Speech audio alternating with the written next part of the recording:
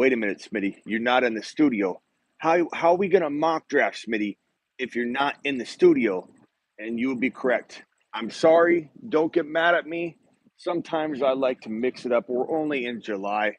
We're not even at the end of July. I feel like I can get away with a little bit more non-mock draft late night episodes than I can in August, so I'm going to take full advantage. So I apologize that I'm not in the studio. I know a lot of people are going to come in here and go, "We're not mock drafting," or "Are we mock drafting?" I can't mock draft from Lou Molinati's Pizzeria. I can't mock draft by the fountain. It doesn't work. I'm sorry. I'm sorry. Forgive me. Sometimes I can't mock draft all the time, especially in July. You're going to have to cut me some slack. But we're out here and I'm answering questions. I'm here for you. I work for you. So let's start digging into it. Hit that thumb up button on the way in the door. I want to see those eyeballs matching those thumb up indicators there. What's up, Scott? How long have you lived in Arizona? My whole life. What's up, Brian? Made it to the first graveyard shift. That a boy, Joel. Sorry, we're not mock drafting today. Frake in the house. Joel in the house. Avatar to the moon. Avatar to the moon. Avatar. Guys, can we give a mashed potato standing ovation for Avatar, who dropped a wad on the live stream today? Avatar dropped a serious load drop. He dropped 499 Benjamins, bro. It was unbelievable. Unbelievable. Avatar mashed potato, baby. Mashed potato. This is my standing ovation. I'm standing up for Avatar. Appreciate you. And look, Avatar's got his own, you're the leader. And when you're the super chat leader in a single live stream like Avatar, $499, you get your own emoji. Drop an Avatar emoji. Atta boy. And Mark Cleveland, I'm going to give you, and maybe the Jocelyn brothers. I mean, I want to give Michael K CPA his too, and everybody that's Niner by nature and Pretty Richie. You guys all deserve a little rotation of one of the emojis as well. But Avatar's got the emoji, baby. He's got the emoji. And I like that it's simple and kind of like a dumbed down Avatar. You know what I mean? Like we did it old school. Like, all right, hit me with some questions. We got Matt in the chat. We've got. You know what we're gonna do? God, you guys don't understand how excited I get about 2022. Like, I know we're in 2022. I realize we're already there. What is that guy doing? Can you guys hear that guy revving his engine? I'm in the middle of a live stream. I don't think you guys understand how excited I am about the content and like my mind, and it goes 100 miles an hour. So I like the out and about stuff. I know you guys sometimes like me in the studio, but what I'm going to do is turn on subscriber mode while we're out in this setting right here, okay? On Friday nights probably, or Saturday nights. I don't know which one yet, but during like the season when we're doing start bench advice, I'm going to turn it on subscriber mode, and I'm going to come out here and we're going to do this Q&A with the subscriber mode on. So you're going to want that $1.99 YouTube membership for the start bench stuff. 1.11, do I get Swift and Javonte? Joel, yes. Swift and Javonte are my number one draft strategy in 2022, especially if you have that 12 pick, bro. When you got that 12 pick, you punch it. Javonte Swift all day long. I'm doing a video on this. Javonte and Swift, my favorite draft strategy for 2022. I've already kind of done one, but I'm going to do another one, a refresh, a reset. Why 1.12 is the best draft strategy, the best draft slot in 2022 fantasy football? It's the number one. It beats the 1.1. If I've got my choice of 1.1 and 12, I'm taking a 12 pick all day long. You can announce what you're doing. No one can stop you. You can literally tell people, I'm going to draft wide receiver, or I'm at least going to shoot for it at the 3rd and 4th round turn. And if anybody tries to squash it, even if you gave them your blueprint, there's too many players there like Herbert and McLaurin and DK and Waddle and Breece Hall. No one can scoop up all those players in time. And if they tried to, there'd be more players available that shouldn't be there. I love the 12 pick. It's the best pick in football. And Javonte and Swift are a no-brainer. I tell you to take a player, not a position, but I can firmly tell you that from the 12 pick, they're the best player available. If Javonte and Swift are there, unless Jamar Chase fell, or Jefferson fell for some weird reason, there are going to be no better players available than Javonte and Swift at the 12 and 13 turn. Blackbeard, did you recognize me in the IG live earlier? Said Ron Navy. You didn't recognize me in the IG live. Yeah, Ron was in there. Blackbeard. What's up? What's up, RSF 49ers in the house? Guys, go follow my boy Raj. RSF 49ers. Go to youtube.com/RSF 49ers. Give him a follow. It's my boy. What pick and redraft first round would you trade down, and what compensation do you think is reasonable? What pick and redraft first round would you trade down? I probably would trade down any pick. I'd even get rid of the one. If I got rid of the one, I would want a second and a third. I would want Javonte and Josh Allen. You know what I'm saying? Thank you, RSF 49ers. Go follow my boy. Think about it for a second. You got JT, even JT, the great JT, the 1.1. You trade JT for Herbert even. Let's not say Josh Allen. Say Herbert and Javonte. How are you not crushing that? How does anybody think the 1.1 is worth more than a second and a third, or even a second and a fourth? If you could get a Javonte Williams for JT, and then in round 4 you're guaranteed Herbert or Burrow, why not take Herbert and Burrow with Javonte? Why not take Swift if he was to fall, and Burrow for JT? It's a home run. It's an absolute home run. Which injury player would you rather have? CMC or Henry? Probably CMC, but bro, they're both very risky. They're both very risky. PPR draft today, Burrow in the 8th round. Scott, tell your grandma she did a horrible job drafting. Tell Uncle Bud to stop eating out of the peanut butter jar and put down a bag of chips for once and draft and pay attention to the draft board, bro. There's no way you get Burrow in round 8 if you're drafting with any kind of population of people that isn't littered with grandma, grandpa, dead relatives. Absolutely phenomenal job, though. Devo that like button, says RSF 49ers. Joel, what's up, Joel? All right, guys, hit that thumbs up. Will you be doing a draft pick trading premiere video anytime soon? Absolutely, Luke. I've got so much on my plate. You guys have no idea how excited I am about 2022, even though we're already in it. I'm going to, the amount of content that we're going to drop and the way we're going to do it with the waiver wire stuff, how we're going to drop it, the fact that I'm going to drop the waiver wire video early. We're going to start doing them in August. We're going to do them every week in August. We're going to start preparing for who to add and who to pick up in Dynasty, because even if you haven't drafted yet, it'll help you in redraft even to know like who the guys to maybe keep an eye on once your league is complete. Like, hey, make sure you're taking, and I got Raj in here, make sure you're taking Trey Sermon or Ty Davis Price, and if you have a small bench, you might have to monitor the other one. So if you cuff Mitchell, Ty Davis Price, and Sermon together as a trio, you're guaranteed low-end running back 1 fantasy numbers, or at least high-end, extremely high-end running back 2 fantasy numbers. The problem is some leagues have such small benches, you can't roster 3 guys from one team.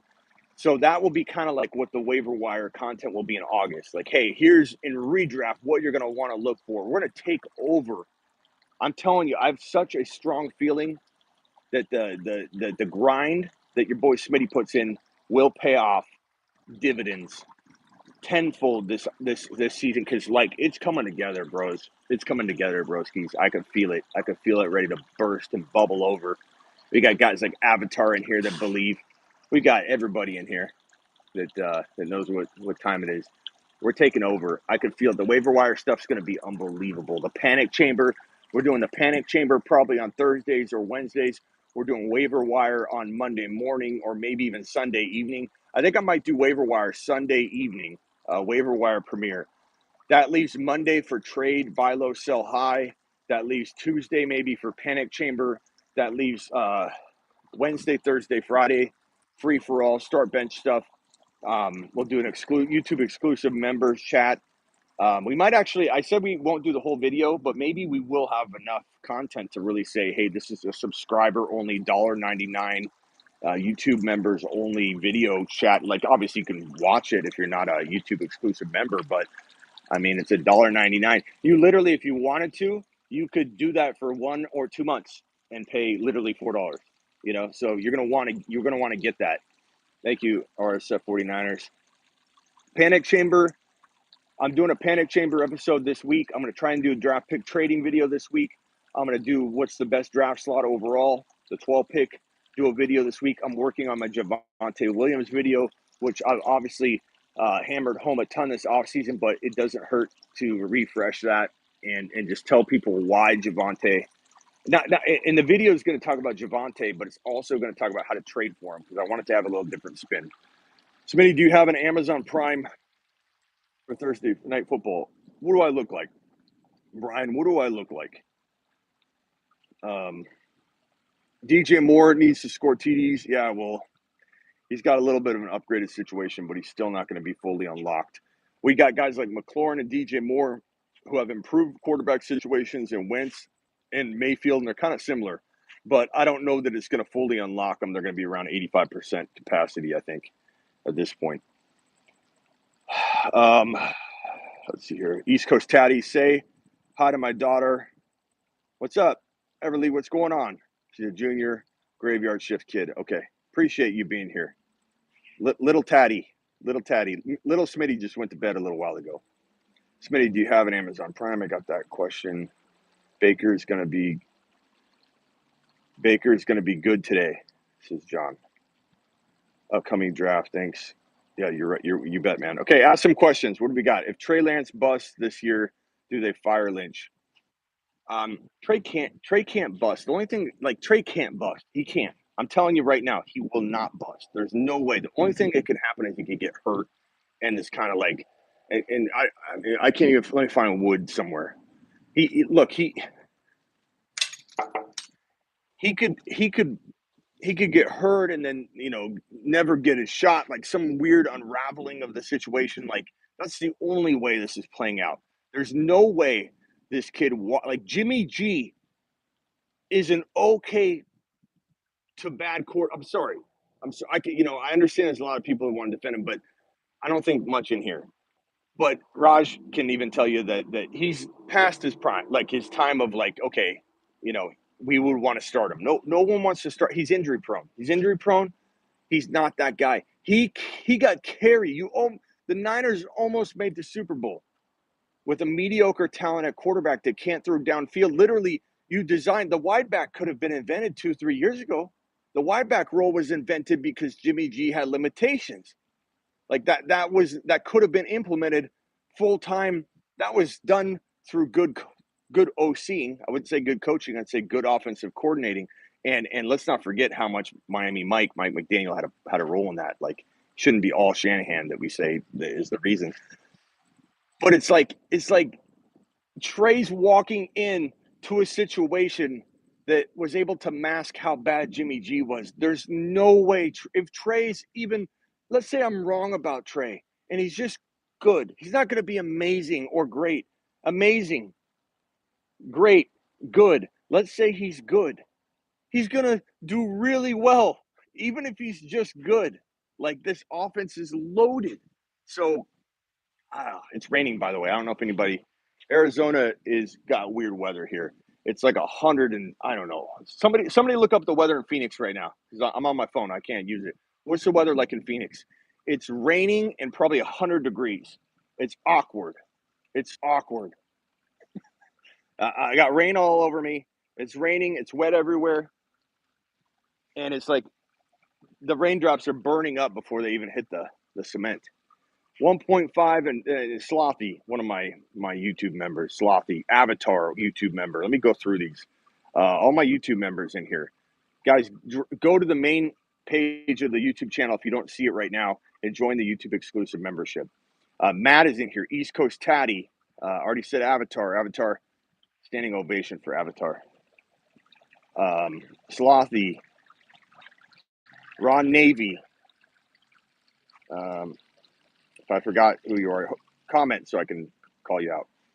88 degrees in Phoenix. It can't be 88 degrees in Phoenix right now. There's no way it's 88 degrees right now. It's burning up. Maybe the rain's making it like appear cooler or something. Because I can tell you right now, it was like 100 just not too long ago. This rain's probably like making some of the weather sensors feel like it's colder. It's burning up, but it's raining right now. How do you join Retro? Go to the main YouTube page and you'll see a blue join button on desktop. On mobile, you should still see it. If not, you might even see it like above the chat somewhere. Or you can go to thefantasyfootballshow.com and you'll see a members, YouTube members at the top of my header. You can click on that. That'll bring you right there, bro. So go to thefantasyfootballshow.com, click on members. I think it'll tell me who's a member in here. It says the weather channel says it feels like 93. That's not rain. It's a dribble. It is a little dribble. I mean, I'm pretty. The iPhone screen soaked. At some point, when if it keeps, let me wipe it off. If it keeps raining, I'm gonna have to get under a covered area in a minute. Do I draft Swift and Javonte in rounds 1 and 2? If I draft Javonte, it's not if, Nick. You draft them. Javonte and Swift in rounds 1 and 2 are a home run, absolute monster of a start, bro. Do I draft Brees in round 3 and Keenan or Terry? Try and wait for Brees. Well, I guess if it's, yeah, I mean, if they're back to back, if you're drafting at the 12 pick, I got to get under something covered because this rain's coming down. My phone's getting all wet. If it's back to back picks, then I guess it doesn't matter where you're taking Brees, but you'll want to obviously get Brees into the 4th round as you can. Top of the 4th round works, but there might be a chance you aren't able to get him if you let him fall too far. So I Smitty approved taking Brees Hall if you think you're going to lose him. Let's see what else we got here. Third. What is this here? Smitty, always reliable, late night content. Thank you. Appreciate you. I mean, this is the 3rd time I've gone live tonight on YouTube. Once in the quad box, twice on the YouTube channel, and we had no emergency live stream, so I didn't go a 4th time. You might have to jump 20 spots if you're on the turn.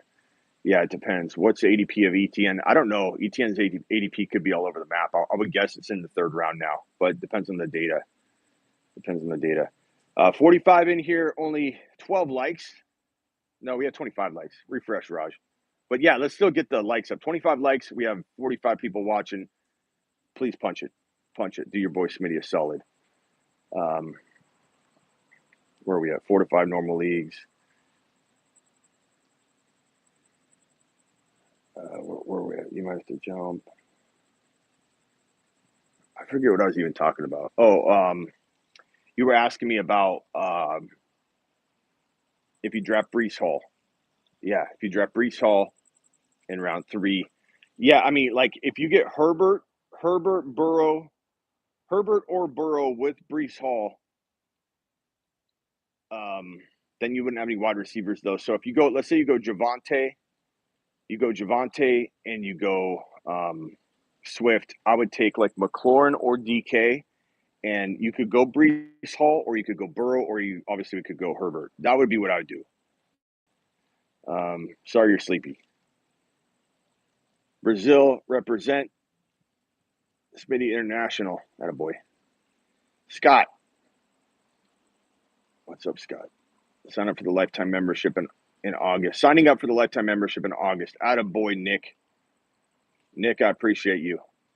Nick, you sign up for that membership in August, you get a free 15-minute phone call, and you can use it before one of your drafts, bro. Okay? That's between me and you. Don't tell anybody. Just remind me. Which round would you draft Kyle Pitts? I love him at 4. Anywhere in 4. The later, the better. You get Kyle Pitts at 4.10, 4.12. That's money. Get him at 4.1. Little risky, but still got upside. So obviously draft the best you can. 89 degrees and raining. Let's go, Nick. Just did a 10-teamer ESPN draft, 6-pick. One was Justin Jefferson, 2 was Lamb, 3 was Javonte, 4 was Brees Hall, 5 was ETN, 6 was Burrow. So you're basically saying that you smash everyone to little pieces, bro. Brees's pieces, baby. Reese's Pieces. You can't get a draft like that in a money league, though, can you? That wasn't a money league. That was just the ESPN league. God, that'd be unbelievable if you could draft that in a money league, bro. That is an unbelievable team. Nice work. Nice work. They literally afraid someone's going to take these, so they lock them together. That's great. Oh, I could go in here maybe. Yeah, let's go in here. Oh, that's nice. All right, what we got here? Yeah, that team is great, bro.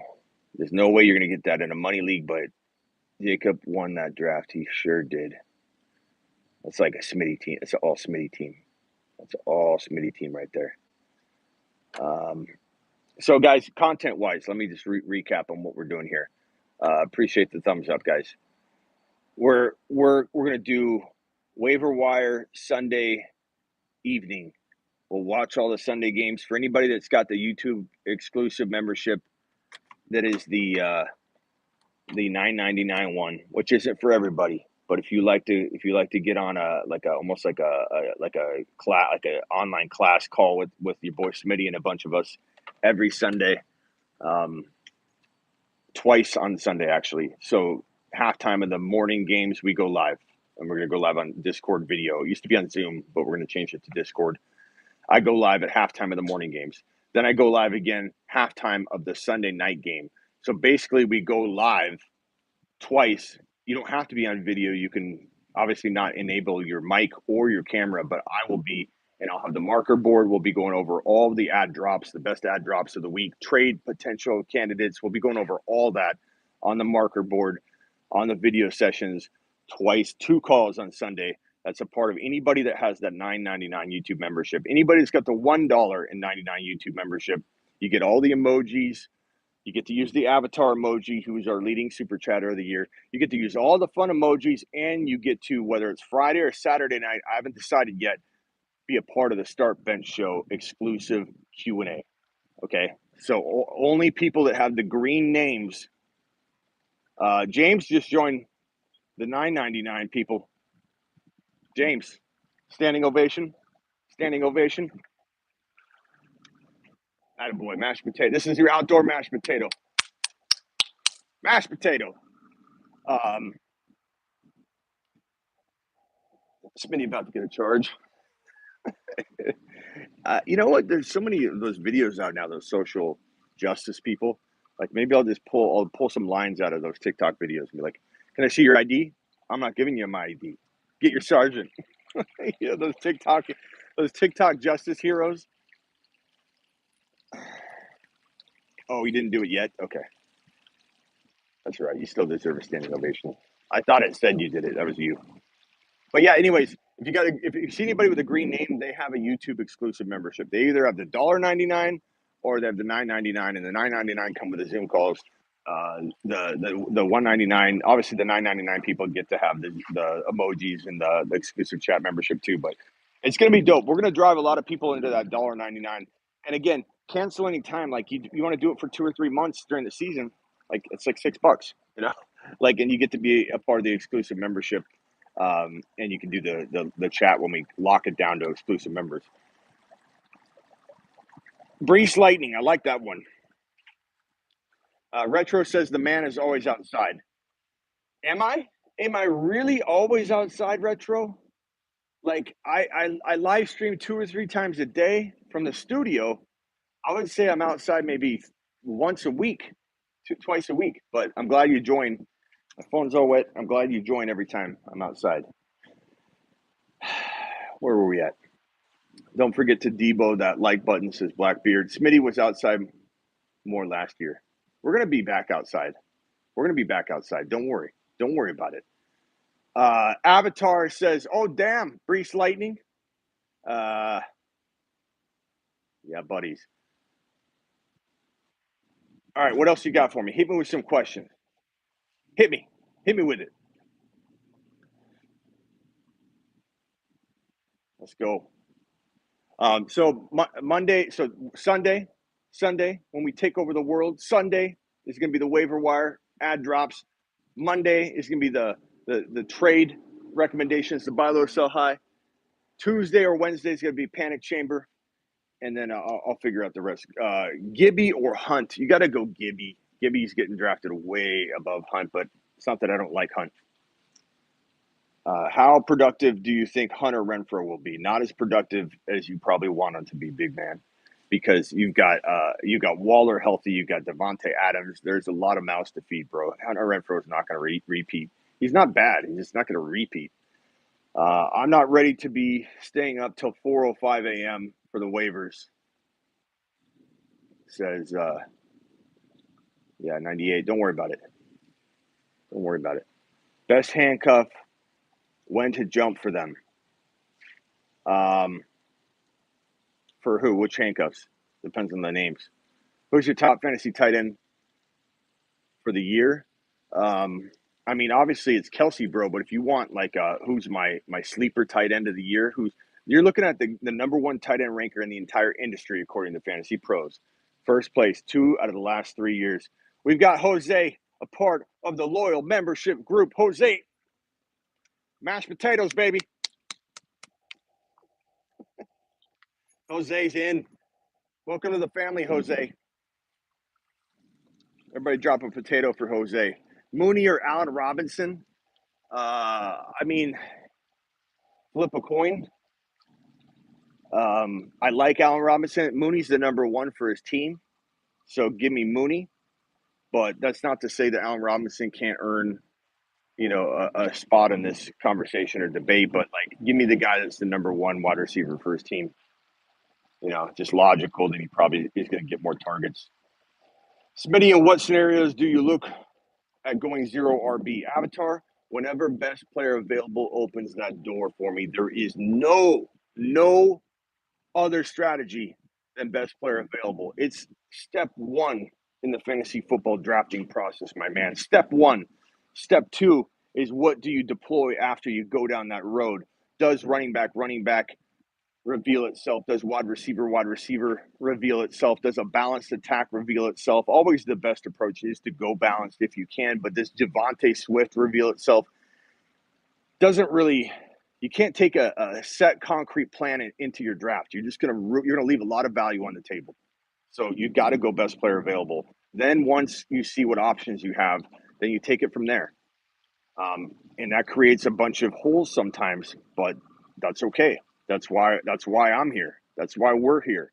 That's why your family's here. And we have your back. We're going to get you the next Eli Mitchell. You know what I'm saying? Olave, Wilson, or Jameson. Long term, I like Jameson Williams probably the most. I think Olave has a shot at being just as good for the long term and obviously the now. I think for the long term, he has the as much upside maybe as Jameson Williams, but Jameson Williams just feels a little bit more crafty. But I would say that Olave has a little bit more of the now, obviously, because Jameson's going to be out a while. So even if you're accounting for, I won't need him until later, anybody drafting Jameson or any of these rookies probably isn't starting them in week one. You know what I mean? So Jameson Williams by week 10, when you might need him for a bye week or an injury, maybe he is up to speed. Maybe he is better than Olave. But the odds are Olave is going to be way more valuable to you getting him all year long. The fact that he almost has the same amount of, if not more, upside for the now. Olave's the redraft pick. Even in Dynasty, if you're thinking now, take Olave.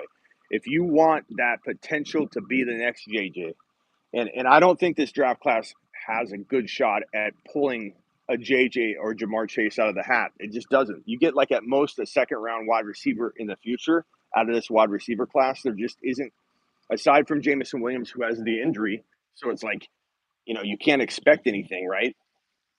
You hope that he gets fully healthy. You hope he returns to form. You hope that the Lions get a quarterback next year. But Jameson Williams is really your only shot, I think, of having a potential, top 12 overall player emerge from this year's wide receiver class. So give me Olave. Smitty, who winds up as wide receiver 1 in KC this year? Juju, Skye Moore, MVS. Give me Skye Moore.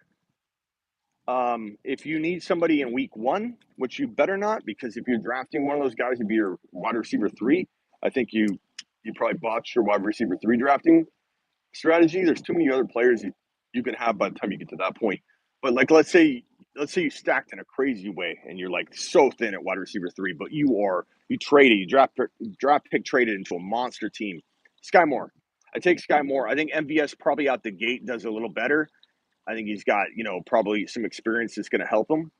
But I think Skye Moore is probably going to be the best option by like mid-season on. I think Justin Ross could potentially be as good as like Jamison Williams in terms of like this is if there is a shot in the dark that one of these wide receivers becomes elite, it would be Justin Ross, who could have been the number one wide receiver in this entire draft class had he not had the spine and neck issue. He's in KC. He couldn't have found a better home. Justin Ross couldn't have found an easier path to the wide receiver one. That's not a knock on Skye Moore, but like you put Justin Ross in Cincy or anywhere else, and it's like, I don't know. Maybe the Chargers would have been the best spot for him, for the long term. He could get healthy, kind of grab a hold of that number one spot. That would have been a good place for Justin Ross to go. Why teams didn't take a chance on him after the draft? He went undrafted, and the only team that even tried to grab him was KC. Like, this was the number one wide receiver in the entire draft class, and he was cleared to play football. I don't know why he didn't get a shot. Maybe there were some concerns that were held back that we don't know about, and we'll find out about later or something. Maybe we never find out about it. I don't know. But Skye Moore, give me Skye Moore for now. I love Justin Ross in Dynasty, absolutely. With all the passing weapons on the Raiders, do you think that sets up Jacobs for big upside? No, I think it maybe keeps him healthy, but I'm not a big believer in Jacobs to begin with. I think Zamir White could eat into his work. Jacobs feels kind of like Leonard Fournette to me in that he could be good for another year, and I could be wrong by avoiding him. But at the same time, I don't get that vibe that he's there for multiple years to be consistent. I just don't like, to me he doesn't feel like a long term option. And so Zamir White, not that Zamir White's a lock to like be a future back there, or I just like Zamir White. I like avoiding Jacobs and drafting Zamir White at the end of my draft and going after other players because you can get a whole bunch of better options where Jacobs is going. Like I've seen Jacobs go where Brees Hall's going. I've seen Jacobs go where Kenny Walker's going. And that's a wide range because Brees Hall is going in like 4 or 3, and Walker's going in 7, 8, 9, 6, sometimes 6, and I'd take Walker over Jacobs. You can call me crazy, you can at me, you can do whatever you want, but give me Walker over Jacobs all day. That's me. That's me. Everybody's different. Everybody's got a different preference. Mecole Hardman had 3 years to move up. Exactly, Avatar. Mecole Hardman's time has already. That's like saying Marlon Mack. Like this whole. I think people that like Mecole Hardman probably like Marlon Mack. It's the underdog. They like the underdog. I like me some Mecole Hardman. I like me some Marlon Mack. I think we got the vortex here. You guys remember last year the wind vortex over here? This this particular corner of this parking lot, it's got a wind vortex, and it blows trash that you can't see. That's literally across the entire parking lot, or maybe even across the street. By about a half hour's time, there'll be 4 or 5 things rolling into here. It's this weird wind vortex in here. I remember that now. What about Alex? I like Alec Pierce. I like Alec Pierce a lot. It's Alec Pierce, not Alex, but Alec Pierce I like a lot. I think he's got that. He's got that like Adam Thielen vibe. I think he could be a favorite of Matt Ryan pretty quickly. It's one reason I don't love Pittman as much. I'm not saying Pittman can't be a top 5 round guy, but some of you are taking Pittman in the 3rd round, and it's definitely not something I'm buying into. I'm thinking Michael Pittman in round 3 is probably one of the biggest reaches right now. Fournette in round 2, Michael Pittman in round 3, um, Akers in round 3, Elliott in round 2, Elliott in round 3. These are the biggest avoids to me. Not that I avoid these players at all costs. I avoid these players at all costs at the current ADP that I'm shouting out. Yeah, Paris Campbell, Mecole Hardman, same thing, Frank. Good example. Can Zach Wilson ever be as good as a fantasy option as he is a romancer with the elderly? East Coast Tatty. I don't know, man. He seems pretty good at his second profession. It might be his number one gig. I think he's not. In all seriousness, I think he's got a lot of pressure on him now. You know, these kinds of controversies aren't ever like a great thing, but could it blow over? Sure. You know, hopefully more doesn't come out on it, and then people will kind of forget about it. But I think he's talented. I think that Mike White's also talented. So I know you guys laugh at that. Some of you don't know how much I love Mike White. Mike White, if he got in there, he'd do well. So I think the Jets are in good hands either way. Double A in the house. What's up, Double A? We got Matt. We got East Coast Tatty. We got James Conklin. Harmon is worse than Campbell. Trust the KC fan. He has refused to get better at route running. What's up, Double A?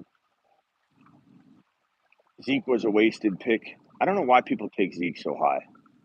I don't get it. Zeke has never ranked less than 13 in PPR and only played 10 games that season. Yeah, I mean, I hear you, Jacob, and I understand the appeal. I really do get why you like the idea of Zeke. But if you're not getting him like at the top of 4, like as your 4th drafted player, I think you're just running a risk of. Think of it this way: it's not, Jacob, that I'm telling you that he can't deliver at top of the 3rd. Let's say even at 3.1, Jacob. Let's say you want to take him at 3.1. Let's say Tyreek Hill falls to 2.12, which he's been ridiculously falling to 2.12. I think that bakes in a lot of the risk. I like Tyreek Hill again at 2.12. He can miss games and still be worth 2.12. So let's say you get JT, Tyreek Hill, and let's say for whatever reason you decide to go Zeke Elliott at 3.1. I don't like that at all. I'm not Smitty approving that whatsoever. But there are a handful of players. It's about other players. It's not about Elliott at that point. There are two handfuls of players I like more at 3.1 than Zeke. So it comes down to that, bro. It comes down to nothing else other than other players. It has nothing to do with Zeke. Zeke's irrelevant. It's not even Zeke's business. There's no business even asking, why aren't you taking him at 3.1? Zeke, mind your own business. Mind your own business. I got things to do. I got championships to win. Zeke in the 4th round is very different than Zeke in the 3rd round.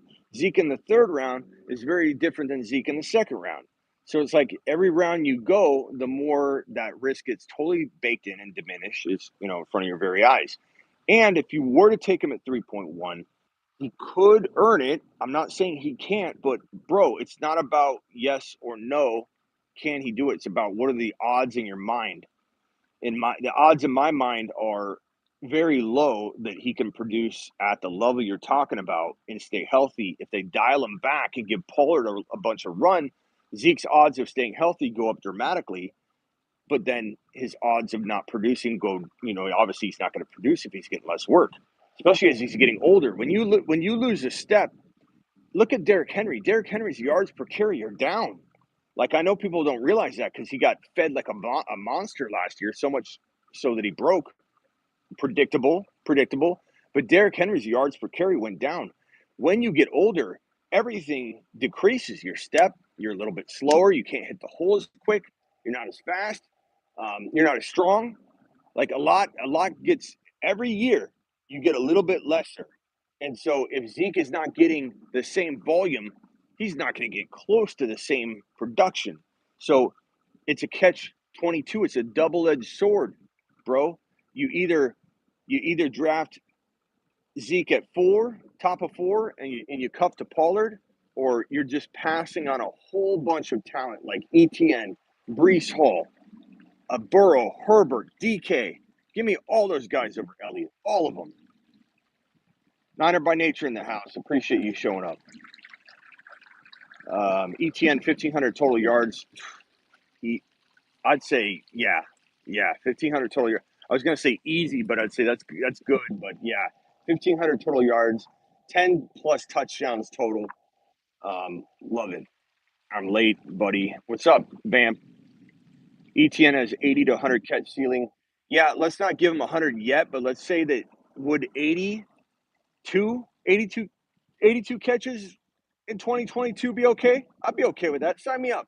I'll take 82. I mean, I'd say safely 70. I'd say between 70 and 100. It's a wide range, but a lot of it depends on the offense. Can they move the ball down the field? Is it going to be 3 and out at the beginning of the year for like 4 weeks? Like, are they going to drive really well? Will, you know, it's not going to be James Robinson. Put James Robinson, this idea of James Robinson being a threat, put it to bed. Put it to bed. It's a non factor, it's a nothing burger. These people that came out with these reports, don't trust them. Anybody that told you James Robinson was a threat to ETN, don't listen to them anymore. Delete the bookmark. Don't visit them again. They're leading you down a ridiculous path. This guy tore his Achilles tendon. He tore his Achilles tendon. He's not coming back to form this season. And you know what that means? You know why Achilles tears are so, they're the death sentence of all running backs, but Akers so far, and Akers still hasn't proven he's back. Akers hasn't proven it at all. Why is it a death sentence? Because no one hangs around waiting for a running back that's going to be down and out for a year, year and a half. Robinson is going to be in some trouble, probably will be a nothing a year and a half from now.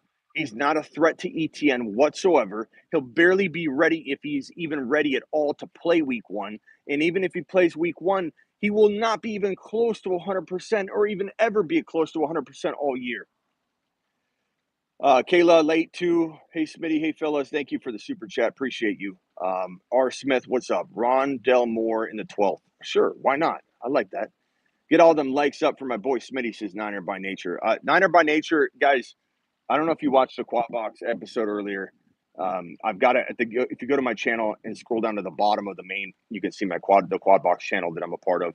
And Niner by Nature called, amazing call. I had no idea Niner by Nature was going to bring, obviously call, because I've never had Niner by Nature call my show before. Niner by Nature, you got to call in. That was a great call.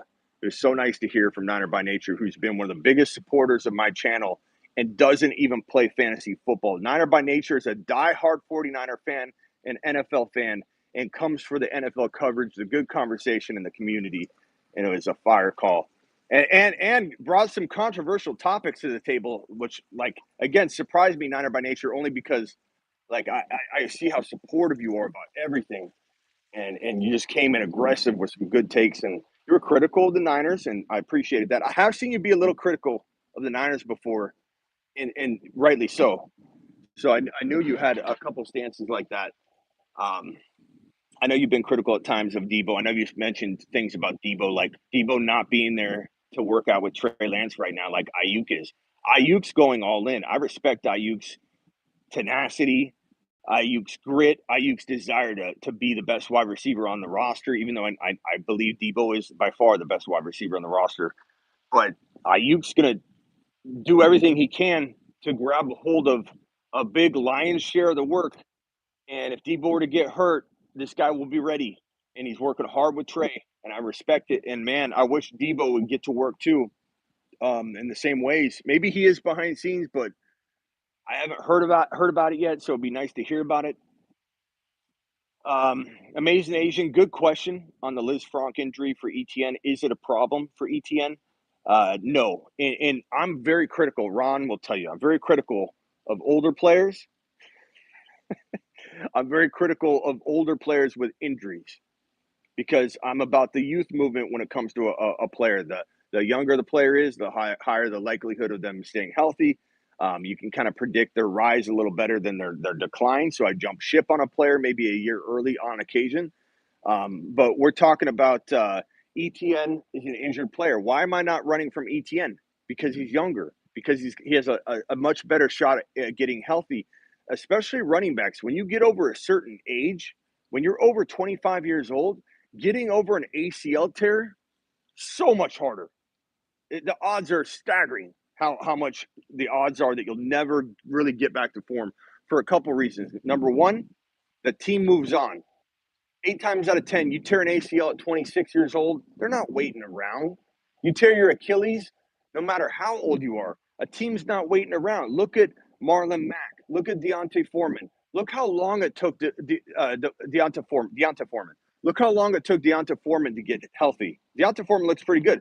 Deontay Foreman is the only running back in NFL history that has returned to an explosive, really decent looking form. No one's ever become a top 10 running back, but Deontay Foreman is the only running back in NFL history to tear their Achilles tendon and really show any signs of being back to like full strength.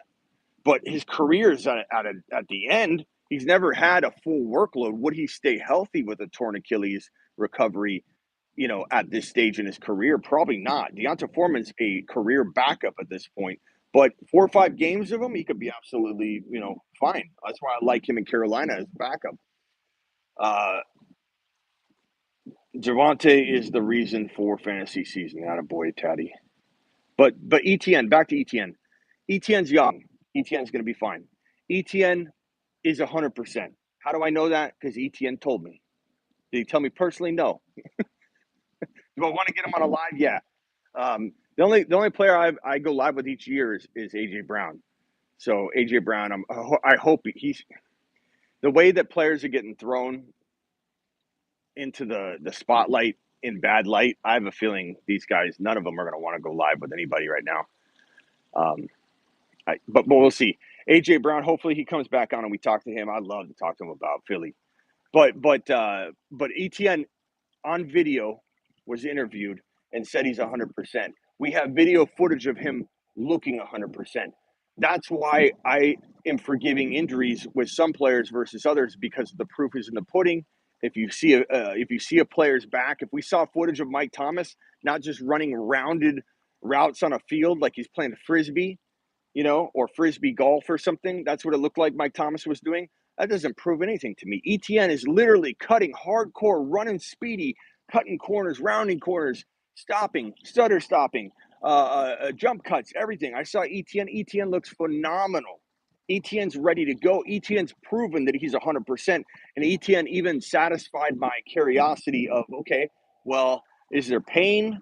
What happens if there's pain? ETN said he's rehabbing it all year long, not because it still hurts or because he's still injured, but because if he stays on his rehab and does the same things that got him healthy, and he keeps his Liz Frank injury at bay, then he's not gonna feel it like mid-season getting sore again or anything like that. He's doing his rehab, putting in the work. I love ETN's attitude. I love his work ethic. He's the number 1 or number 2 overall PPR running back to come out of college, a pass catcher with amazing hands that we've seen in the last 5, 6, 7 years. And you can put Rachaad White right next to him.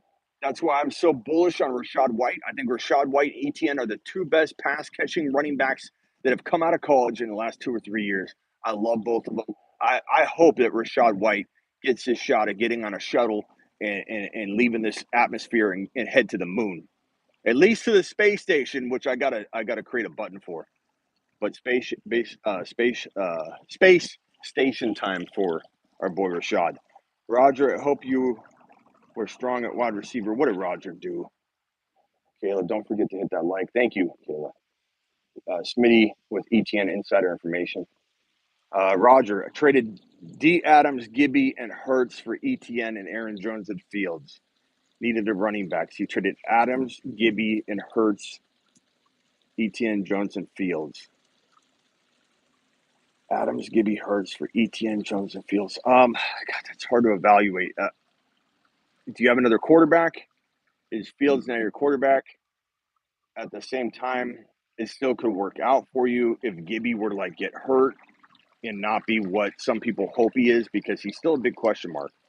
So you essentially got rid of the number 11 overall, a 4th rounder, and a 6th rounder in Hurts maybe, for a 3rd rounder, a 2nd rounder, and probably a 10 or 11th rounder. So honestly, not a horrible trade.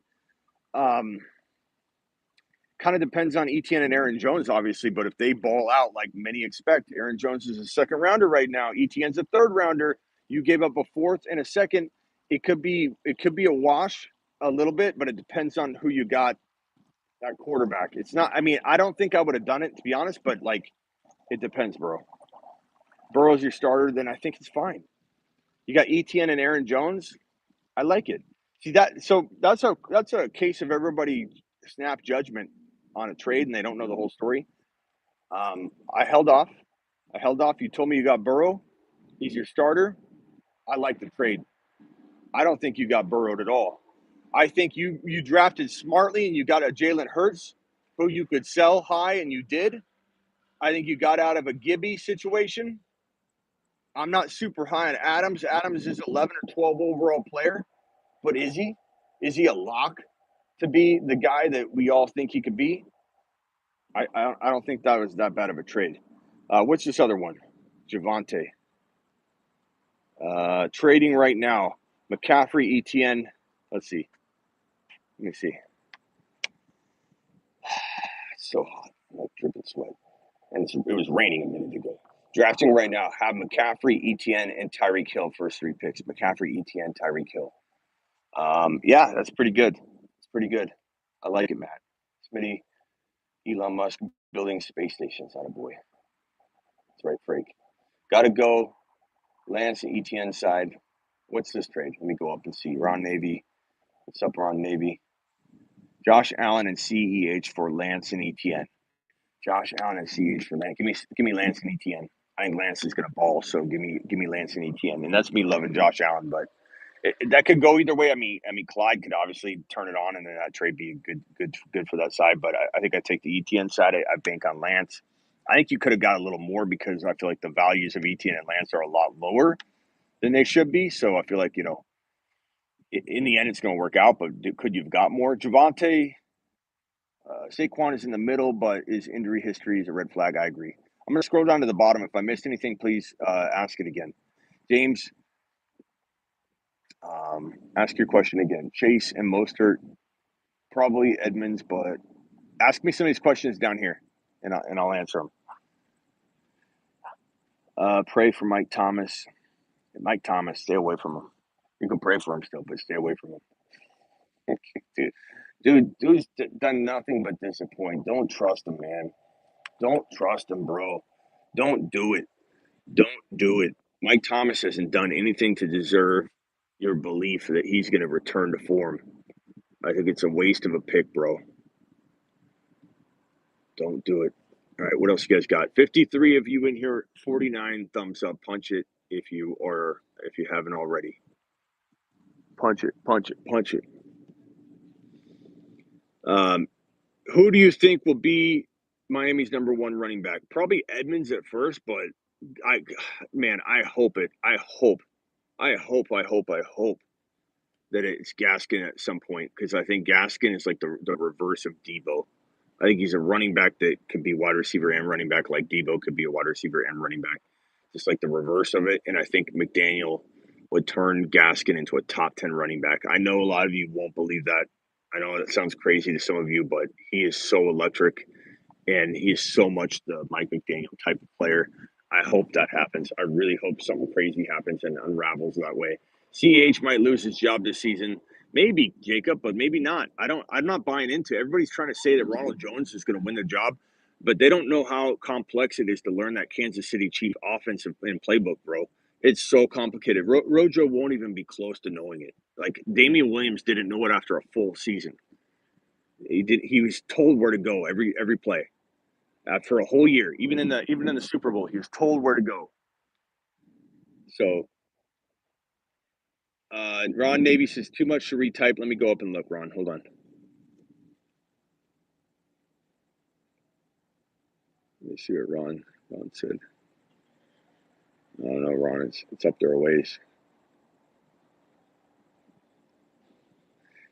It's crazy how much Mike Thomas's value went down. He was a first-round pick a couple years ago. Not buying, but it's crazy. Yeah, I know. If CH does lose his job, McKinnon will take it. That's more of a likely scenario given he's returning, so he does know the playbook more. But Ronald Jones, I don't buy into Ronald Jones. First of all, CH is the guy. CH is the guy. I know a lot of people don't want to accept it. I know he burned a lot of people. I know nobody wants to believe in a person that already burned him, but he's not going anywhere near a place that you're risking the biscuit for it, okay? So, buck up, give him another shot at the right value. If it's round 6 or 7, maybe 7, give him a shot. Per Avatar's request, amazing Asians dropping a super. Thank you. Appreciate both of you. Don't think KC will have a new playbook with the cheetah gone. I mean, even more of a concern than bro, because they're gonna be adding more stuff to the play. It's more about Reed's system, bro. It's more about the offense, the playbook. He's not gonna dumb it down. He's just gonna have different plays. But yeah, I mean, of course things are gonna change. But CH isn't good. I'll take my chances with Rojo. Okay, Brian. I'm telling you, CEH played 160 pounds last year, and he plays at 205, 210. He played at 160 pounds. He had a gallbladder. It was all under the. Nobody talked about it. It was all quiet. He didn't mention it. Nobody had the news. He's playing at 160. So let's cut the guy some slack and give him one shot at his Let's say you give him a 7th round. I'll take CH in the 7th round. He's the veteran there. They need somebody to catch footballs. He's he's an elite catcher. He's an elite catcher. I don't care if you think he's slow or whatever. You can't deny Joe Burrow himself. You trust Joe Burrow? I trust Joe Burrow. Joe Burrow said he was the best football player. I know sometimes Manziel was one of the best college football players. So, I mean, you can get to the NFL and suck even though you're one of the best players in college football. But Joe Burrow said he's the best player in college football. The best player he played. Like, there's no one better than Clyde Edwards-Helaire. And he played with a lot of good talent. To say that about Clyde, it said a lot to me. And I think he's had a lot of bad luck. And he could continue to have bad luck. I admit that. But I think KC will try and find a new running back one after the season if Clyde doesn't pan out, for sure. If Clyde can't do it this year, he'll lose even my belief in him. But my belief in him isn't that crazy. My belief in him is that you can get him in round 7. Burrow to the moon, absolutely, Roger. Absolutely. Rojo McKinnon running back by committee over CH. I don't think so, Brunson. But I won't draft McKinnon or Rojo. I'm going to take my chances on Clyde late, or I'm not touching the Kansas City Chiefs at all. But maybe Kelsey if he fell, and he won't. And Mahomes, I'll take in like round 4 if he's the fall, or round whatever. Probably just take Burrow and Herbert, though. So I may not own any Kansas City Chief players. And I think they're going to struggle at times. I think they could really start off slow. Blackbeard dropping the Justin Herbert emojis like a boss. Zeke play with a torn PCL. He needs some slack too. You could argue that in principle based on what I'm saying, but his mileage is almost 1,700 carries on his season, or on his career. So no, I'm not giving Zeke Elliott that much slack. A little bit. I agree a little bit, but you're not comparing apples to apples here. You're talking about a guy that has literally almost 1,700 carries to his name. It's time for him to drop off. The question is, will he drop off? I don't know, but it's almost time for him to drop off. That's just the way it is. You know what I mean? You can't just keep giving guys more time when their time is here. The coffin's been laid out. His career is pretty much at the door. Like he has one more year. If he does, he has one more year. Then it is complete drop off. Skye Moore is the only one I'm drafting, says James. I like Skye Moore a little bit, yeah. Cincinnati has Evans now, says Brian Frake. CH's current ADP is worth looking into. Yeah, it sure is. I don't love Clyde. I like him. I mean, of course, I loved him coming out of college, but obviously I'm concerned, or I'd be taking him in every draft. I'm not taking him in every draft. I'm just saying I'd take him in the 7th round without much of a hesitation. MVS late. I understand that. I'm just not doing it. What's up, Kango? He's too small to be a 3rd down back, 3 down back. Not really though, bro. He's compact. He's like he usually plays about 210. There's a lot of 210-pound running backs, and he's so much more compact than the average running back. He actually is a really good size. But the one thing you got to keep in mind is if you're talking about last year, he played at 160 pounds. Clyde Edwards-Helaire played at 160 pounds last year. Does anybody realize how hard that is? You know, and he did really well at times in his rookie year. You know, and it was just injury, bad luck, and then to have the gallbladder. Was it the gallbladder? I keep forgetting if it was the gallbladder.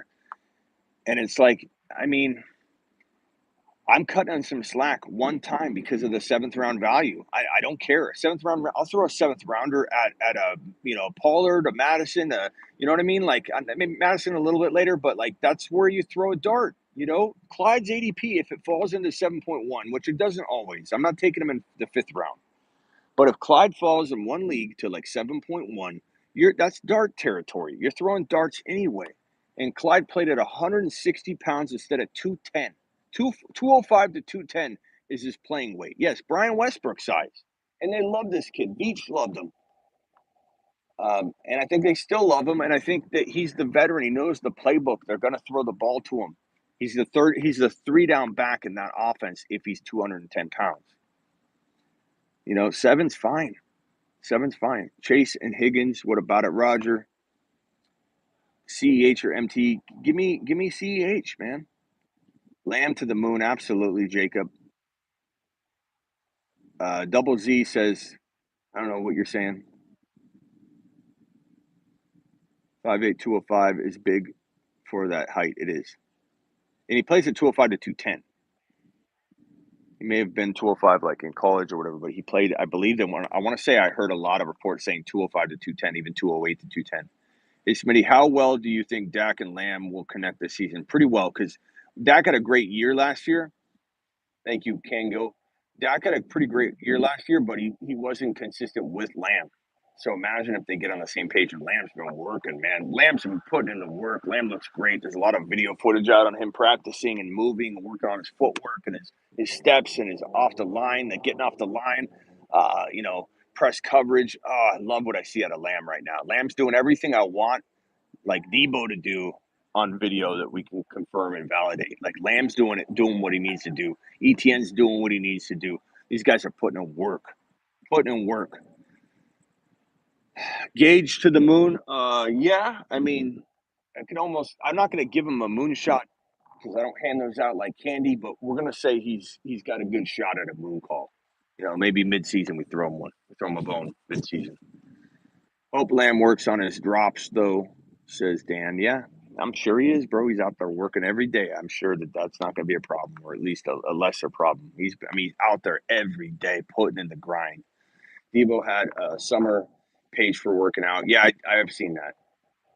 But I mean, like with Trey, I want to see him with Trey. Just saying, Chase and Higgins going high, but Burrow in the seventh round is a steal. Yeah, it doesn't make sense. I mean, this is what I think Ron Navy was saying earlier on the show is like, everyone has Chase at number 3, 4, 5, 6. Everyone's got Higgins like too high. But, I understand why, and I love Higgins, but I don't want him in the third round. I want him in round 4. But like Higgins getting drafted in the third round a lot, Burrow or Chase going not, and then Burrow round 6. Like, yeah, so Ron was making that point earlier. I think it is more about people wanting to wait on a quarterback, but it is weird that he doesn't creep up a little higher based on the wide receiver rankings. I think Ron made a good point. You just, followed it up, and I agree with both of you. Melissa says Lamb to the moon. Absolutely. I forgot what it was called, says Sandu. I don't know what you're talking about. Repeat it for me. Claypool going to get a close-up view of DBs going the other way. I think Claypool is going to ball. I don't know if he'll stay healthy. He's such an aggressive player to his own body. He's like a Gronk in that. So Claypool getting hurt's high likelihood. That's why I'm not drafting Claypool high or expecting him to play 17 games. But Claypool per start, I think is going to be pretty underrated and prove a lot of people wrong. And his comment earlier about being the number 3 wide receiver in the league definitely just like put like a laughing perspective on his fantasy value, and I think that's going to play well into people who do believe in him. Debo, okay, I read that already. Higgins in the 4th. Yeah, Higgins. I like Higgins in the 4th, man. I don't like him in the 3rd. Nick got him at 2.11. That's too high for me. I like Higgins a lot. I just think you got to get him at the right place. Much love. Thank you. Appreciate all of you.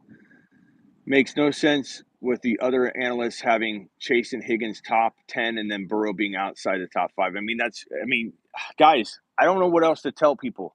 I don't know how much louder I can scream. I'm even outside.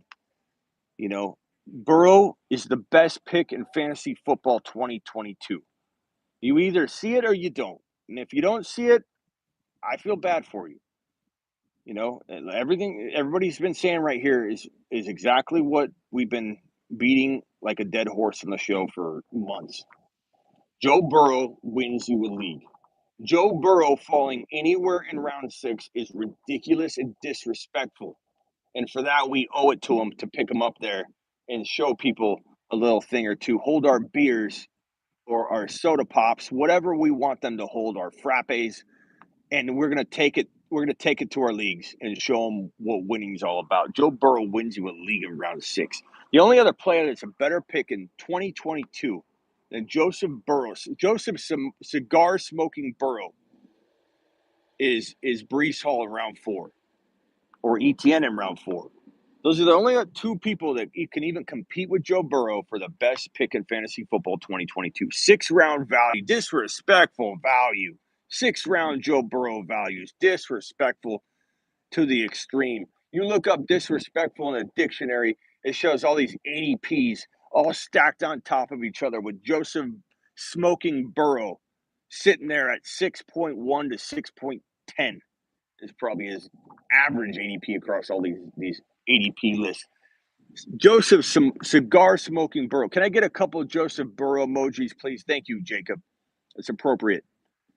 Had to break down Chase. Had to break it down. Chase is that guy. I don't know what that means, but I appreciate you. I'll try and find it up above. Someone literally tried to convince other league mates Higgins better than Chase. Yeah, no. As much as I like Higgins, thank you for the Joseph Burrow emojis. It's appropriate. It's appropriate. YouTube exclusive members have access to those amazing emojis. Can we get a couple avatar emojis, please? Can we get a couple avatars? Our highest super chatter in a single live stream that happened today, where Avatar dropped a freaking $499 super chat. Can we get a little respect for the man named Avatar? Who you're also dropping that emoji in respect for Seth Jocelyn Surprise, Mark Cleveland, Michael KCPA, Niner by Nature, and Pretty Richie. And if I'm forgetting somebody else that was a high super chatter of the year at one point, I apologize. Please remind me. Say, Smitty, take a lap. You forgot me. But those are the individuals that have dropped the biggest super chats of the year. But I give Jocelyn props every day, pretty much. So Brian, I do feel bad that Jocelyn got knocked off right away. Mark Cleveland wanted it. He was urging people, knock me off, knock me off. Mark Cleveland got knocked off within 24 hours by Avatar. But he wanted it. Mark Cleveland's all about the boys. Mark Cleveland's all about the page. He wants the show to do well. He didn't care at all. I'm not saying Jocelyn did, but I felt bad for Jocelyn because he got knocked off right away. But I've been mentioning Jocelyn, Seth Jocelyn, and Jocelyn Surprise. They're not even related. But yeah, Mark Cleveland was all about it. Thank you, Kayla. Appreciate that. You're going to the moon. It ain't about me. It's about the community. Smitty FF 2022, the fantasy football show. Thank you, Avatar. Appreciate you. Appreciate you. And you deserve your avatar anyway. But I'm going to make an avatar that rotates between all the other people. I think once we get one that opens up, YouTube gives you a new avatar space every I don't know, 15 or 20 YouTube exclusive members. So once we get more, I'll do some kind of rotation on that one. The bar will be at 4 digits soon. Amazing agents. Join me in the Max Super Chat Club. Yeah, and if anybody can't, and I'm not asking, it's never expected, it's always just appreciated. But if anybody can't super chat for whatever reason, there's a PayPal link in the description of pretty much every video. I don't know if it's in this one, I think it is. But if anybody can't super chat, you can always click the PayPal link down below.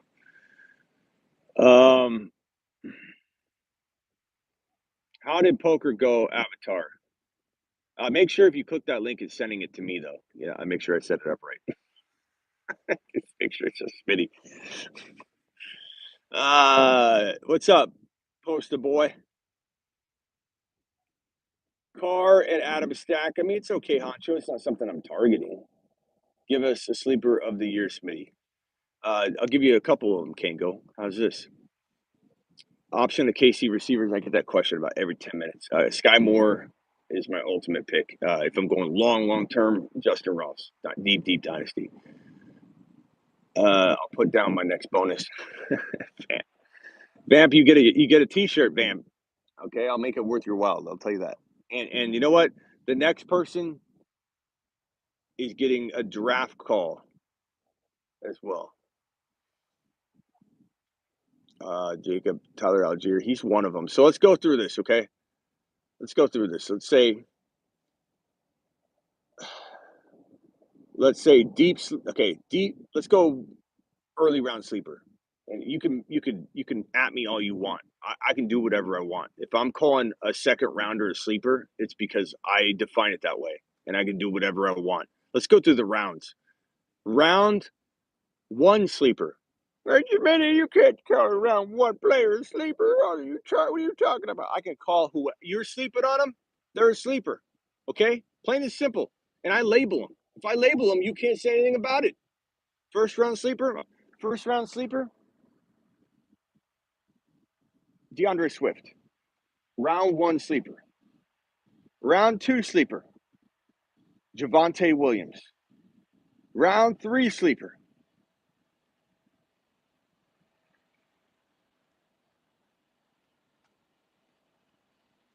Travis Etienne. If Jamar Chase falls to the bottom of round one, he and Swift are the round one sleeper for sure. Round three sleeper. What's Ron? What's the throw up emoji about? What's the throw up emoji about?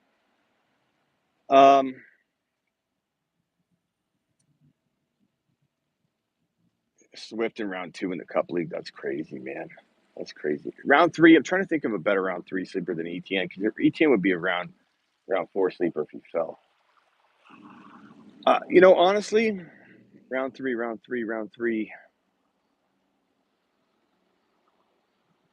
Toss out some round three potential sleepers and let's narrow it down because this one's tough. This one's tough because we almost have to. Thank you, Kanko. We almost have to grab like a reach. I feel like ETN is in the running. He might be my guy that I pick. Pittman's too early, Brian. I told you, don't take him around three, man. Take him at four.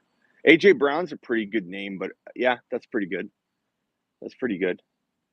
Who was round two? Round two was Javonte, baby. Javonte season. Round three, Brees. I like Brees for the fourth round. I guess Brees can live in both. We'll go ETN and Brees live in third and fourth. Obviously, you get them in the fourth, it's times two. It's like on the slot machine. You pull the slot machine times two. Ding, ding, ding, ding, ding. Brees Hall, ETN, round three sleeper. Brees Hall, round four. ETN, round four. Two times pull. Okay, so they live in both. Herbert, end of round four, sleeper. DK Metcalf in late round four and in round five. Round five is a two-timer pull. DK in round four, still a sleeper. McLaurin in round four, if he falls, sleeper.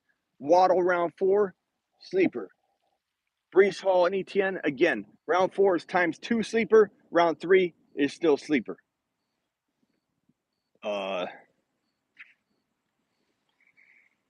What is it that you see in ETN? I'm not seeing it.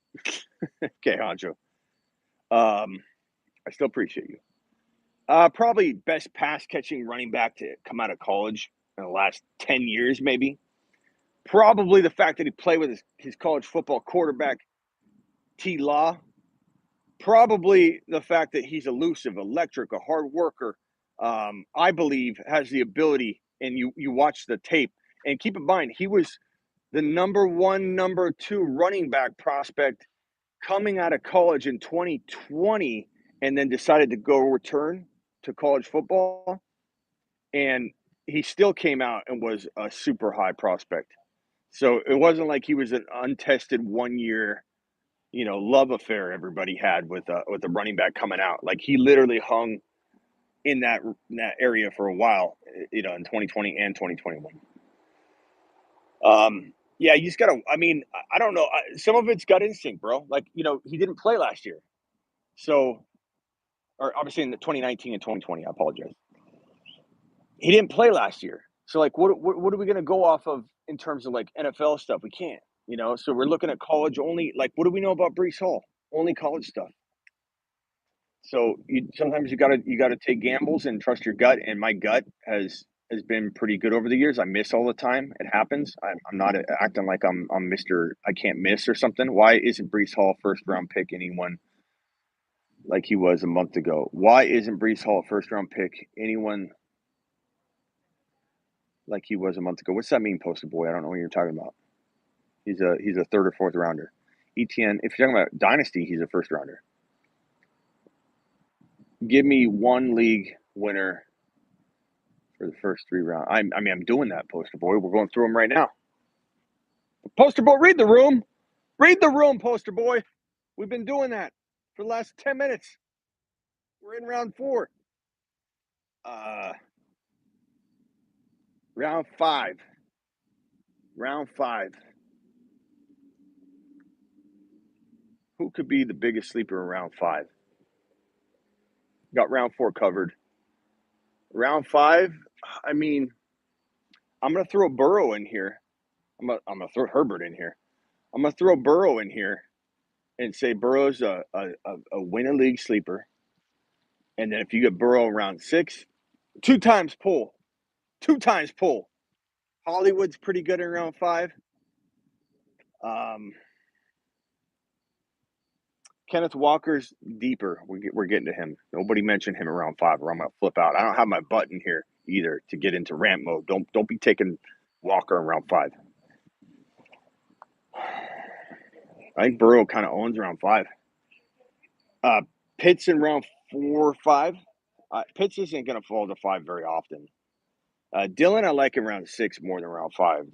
Legion. I don't like Dylan this high round 5. He could earn it, but who am I missing in round 5? I mean, Waddle's not going to fall there.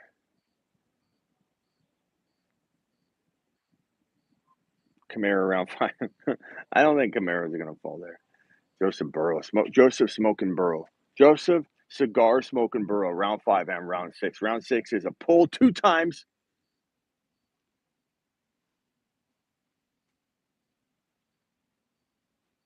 Yeah, let's just keep it the way it is. Okay, round 6. Round 6, look, St. Brown, Dalton Schultz, round 6. Let's keep Dalton Schultz around 6. I mean, he's starting to go on 5. But I don't want to promote him around 5. I mean, there's still going to be times where he falls at 6.2, 6.3, 6.4, and in those cases, that's where we're pulling that win a league. Hey, Elijah Mitchell's good in round 5. Eli Mitchell late round 5. Herbert, of course, round 5. Blackbeard. But I said that at the beginning. It's win a league sleeper 4th round pull in round 5. It's a 2 times pull. Herbert wins leagues. I like Eli Mitchell in late 5, mid to late 5. He can win a league. I like that. That's a good one. Akers. We haven't got to round 7 yet, JD. We'll talk about Akers in a little bit. Well, when we talk about Fournette and Akers in round 7 and 8, we'll bring it up. I don't know if we'll have time. Bed Bath & Beyond, Home Depot. I don't know if we'll have time. Schultz in round 6. Not 5. Not 5. St. Brown, maybe even round 6. I'm telling you, I like St. Brown a lot. Gage in round 5 is way too early, Ron. But I like Gage. We're going to get in the car and turn the AC on. It's getting hot up in this mug. God. Arizona's brutal. Literally just stopped raining and I'm sweating like it's just weird weather, man. DJ Moore for sure. Yeah, I mean, I don't think he's falling there. Pollard's interesting in 6, yeah. But not 5. Dawson Knox in about, I'd say 6, 7. 7 is where he becomes the home run steal. 6, I don't know if I take Knox as high as that. I have in like a premium. I just took him in the Scott Fish Bowl in the, I think, round 6. Thank you, Kango. DJ won't fall to 5. Yeah. There you go. That's all I'm going to do on that. We'll save the other stuff for the other shows and the fantasyfootballshow.com, baby. Get on over there. Order your lifetime membership.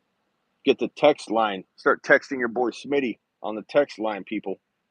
Love AJ Dillon. Bateman round 5. A little early for me. I understand it. I'm not mad at it. No one's taking laps because of it, but I'll wait. Smitty, where's the last time you did a puppy draft? Was it last night or the night before? We'll do one tomorrow. Puppy draft. We'll do a puppy draft and about 4, 5, 6, 7 mock drafts side by side, 3 at once, or at least 2 at one time.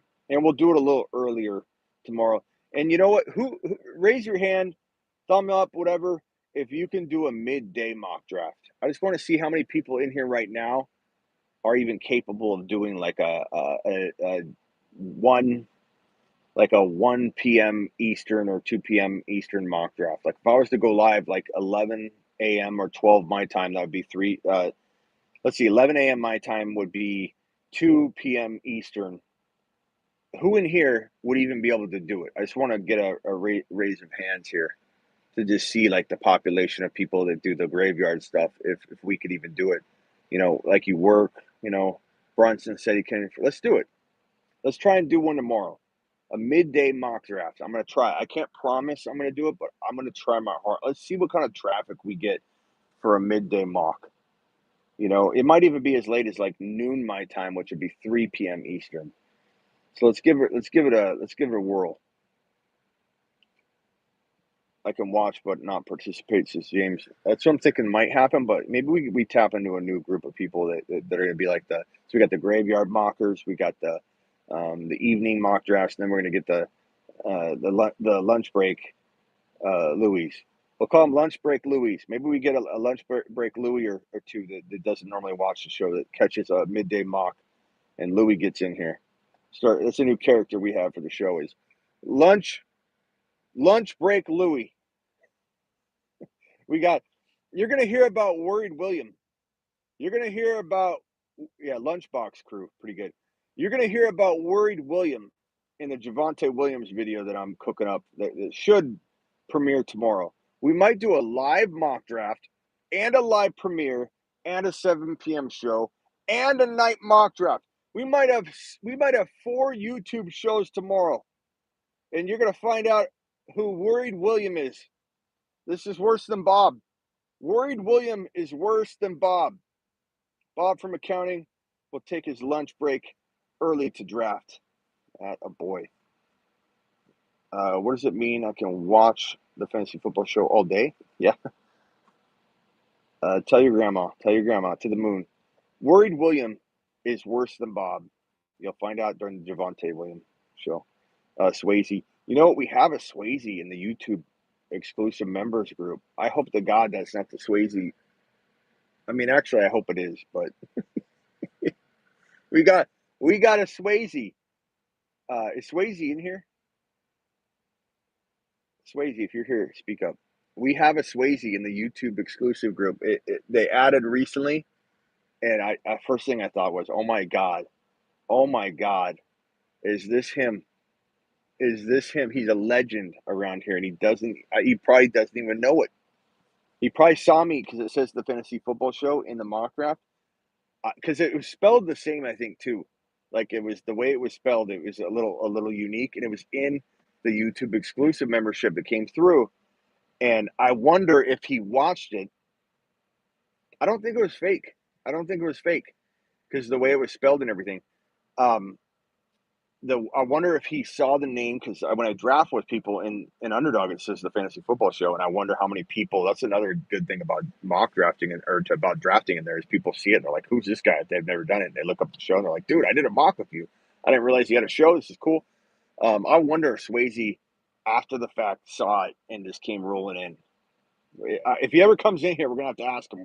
Did you find out about the show and an Underdog draft? By the way, Underdog Fantasy, use promo code Smitty, link in the description. Help your boy Smitty out by going to Underdog Fantasy. If you're new, click that link down there. Use promo code Smitty. But Swayze does. Swayze, I mean, do you guys ever wonder, like, does anybody ever talk about you like at dinner? Like, do you ever think about that? Like, do you ever think of how many times you've come up in a dinner conversation and you had no idea these people were talking about you? Like, just think about it. Like, what did I do today that could trigger somebody to go home that you don't even know, to bring you up at dinner? Like, how many dinner tables was Swayze brought up at? I think about that sometimes. Like, how many times does somebody bring you up at dinner and you have no clue that people are talking about you out in the world. You know, like if you could see little pings, little red dots on maps, like how many times you got, like Swayze, everyone is probably talking about Swayze to their girl, like, and the girl didn't care. Like I told Miss Smitty, I was like, hey, this guy's Swayze, and she didn't care. She's like, whatever, I don't even know what you're talking about. Like, okay, you done? You done? Next. I'm like, okay, well, it was funny. It was funny to the crew. It was funny, Miss Smitty, I swear. Yeah, Swayze does live rent free in our heads. He owns us. Swayze's the man. If he is a part of our, I would love for that. We got to get a hold of him. Actually, don't go trying to get a hold of him. Let him come naturally. But anyway, I gotta run. I gotta run. I've never seen Higgins fall to round 5. I haven't either, but like 4. He needs to go in 4, even if it's the top of 4. Higgins and Pittman, I'm not saying they'll bust. They're just too early in round 3, guys. It doesn't give you enough. Doesn't give you enough protection if they don't totally pull their weight to the degree you're investing.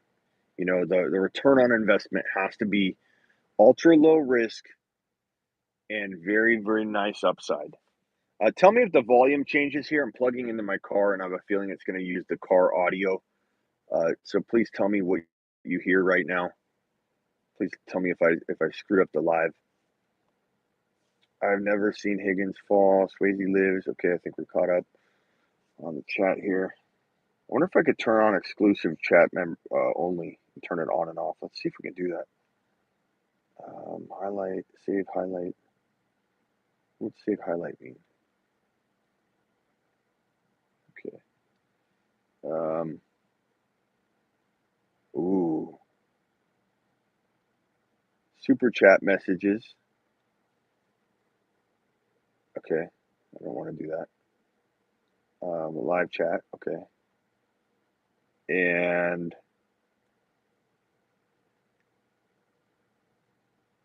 live chat, super chat. Okay, here we go. Let's try it out. Let's try out exclusive YouTube member. This isn't to isolate anybody. I don't want anybody to take it that way. You guys know I do enough lives. Let's have a little talk here before I do it. Okay. I do enough lives where I try and do my best, and I go live more than anybody. You get pretty good access to Q&A with me. Once we get busy during the start bench stuff, I can't answer. I can't even remotely come close. I can't answer even the questions in here when we have 60 people, let alone when we have 250 people, eyeballs in here for start bench advice. Not to mention it's $1.99, and you can do it for 2 months if you want, 3 months. I hope you do it longer, but you could literally spend $4 and get one-on-one advice with me. I don't think it's that crazy of a number to say, hey, this is how we can kind of make things, work well. So I've knocked it down to members only right now, just to try it out. So please comment if you're a YouTube exclusive member, and let's see how this throttles back the chat, even with 60 people in here. See how many people can comment. So go ahead and drop a comment if you are a YouTube exclusive member. I don't know if it's working right or not. I want to test it out. So I've turned off the chat to only super chatters and YouTube exclusive members, which we'll do just for a start bench show at some point during the season and once a week. It's not going to be every show. It's going to be a certain show. It'll be like a Friday show. Maybe it's even an additional show. You know what I mean? Like I could go live and then after do a one-on-one exclusive membership. The problem is I'm not seeing anything come through. And I know we have several YouTube exclusive members. Let's see. Remember, I'm not seeing anything come through. If you're a YouTube exclusive member, please chat. Okay, I'm going to turn it back on. And if you guys could tell me what you saw. Avatar, Fantasy Dog, did it not let you send a message? Because I didn't see anything come through. Part of me wonders if I just turn the whole chat off, and nothing's coming through anymore for me at all on my phone. Saw everything Still chatting. I didn't see your chat. I sent one. You're good. I sent one. I didn't see it. Anyone could still type Smitty. No, I couldn't see it though. It's filtering it for me. That's what it was doing. It doesn't make sense though. Okay, it's just filtering. Yeah, I guess it's just filtering. How can I?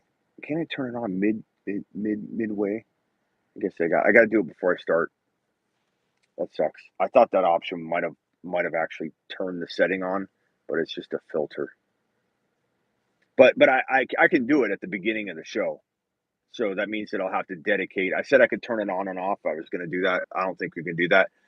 We'll try and do it on a Friday or a Saturday, and time to put in a support ticket. No, it was a filter for me. It doesn't let me change it mid. So what we'll do is I'll do a Friday or a Saturday show. What would you guys prefer the YouTube exclusive chat be for Start Bench Advice? Does anybody think it'd be better on Saturday or better on Friday?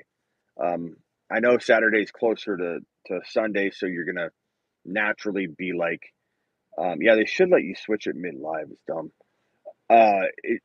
Maybe I can on desktop. I don't know, but it makes sense to do it maybe on Saturday because then we have more injury updates and stuff. But I don't know. Maybe Friday works better for some reason. Maybe it's a better day to do that kind of show. I don't know. What do you guys think? I don't want to. Again, I don't want to isolate people. I don't want anybody to feel like that. YouTube finally allows picture in picture. What do you mean, Brian? Saturday closest to Sunday. And again, I might do like a separate show for it. I don't know that I want to take anything away from anybody. That's how I feel strongly about making sure I never make anyone feel like the show got too big to where I don't care about engaging with my people. How about exclusive members Sunday morning? Maybe Dan. That could be an additional thing, but I'm not sure if I'll be on Instagram in the morning. I mean, we could try a Sunday show. We traditionally haven't been quite as busy on the channel compared to other shows at all in the morning, but maybe that will change this year. It could. Kayla to the Moon says Avatar. Friday, high school football night, says Brian. Saturday, less people at work. Saturday. So maybe we'll do like two shows or something. I don't know. I'm not sure if I'll be able to do two shows like that, but maybe an earlier show, maybe than a later show. Maybe the Saturday late night is all exclusive. I'm not sure. We'll figure it out. We'll work it out. You go live anytime. I'll come and watch. Thank you. Best community on YouTube, not just fantasy football. Thank you, Jacob. Appreciate you. Smitty, Kayla gifted 5 subs. Whoa, wait. I heard YouTube was going to drop this. I can't see it on mobile. I heard YouTube was going to drop this.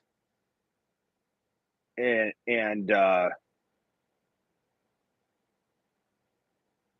that if that happened, that's not Kayla. First of all, thank you for doing that. I didn't see it. I can't see what it looks like on my end here. But YouTube was going to drop gifted subs. If that got released, first of all, they don't release that to everybody, but that's awesome that they finally deployed that. Kayla, I'm going to give Kayla a draft call for that. Memberships, not sub. Gifted memberships. First of all, who did Kayla give them to? And second of all, like, what did that look like on your end? I don't see it on my phone. Like, did you guys see that on, like, why am I not seeing that in my chat? They like limit. I'm the host and I can't even see what's going on. I'm the host and YouTube won't even show me what Kayla's up to.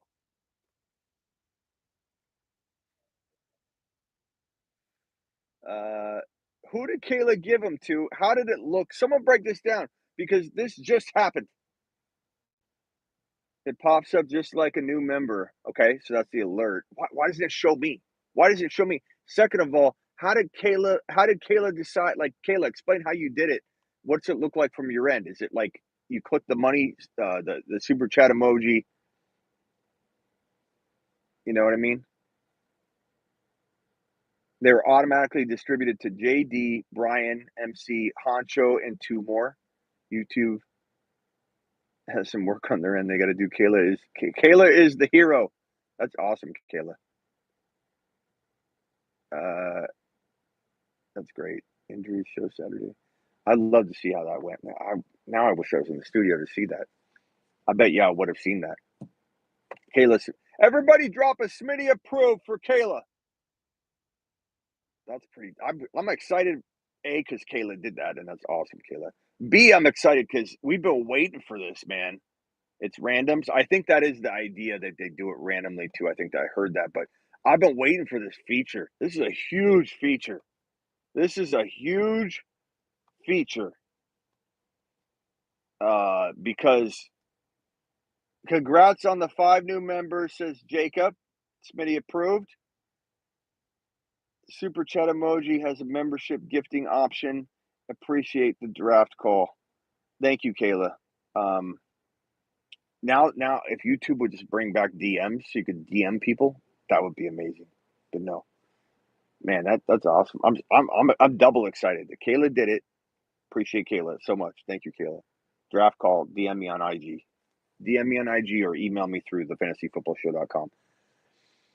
B, this is huge. This is how we grow our community. People are so giving too. It's awesome.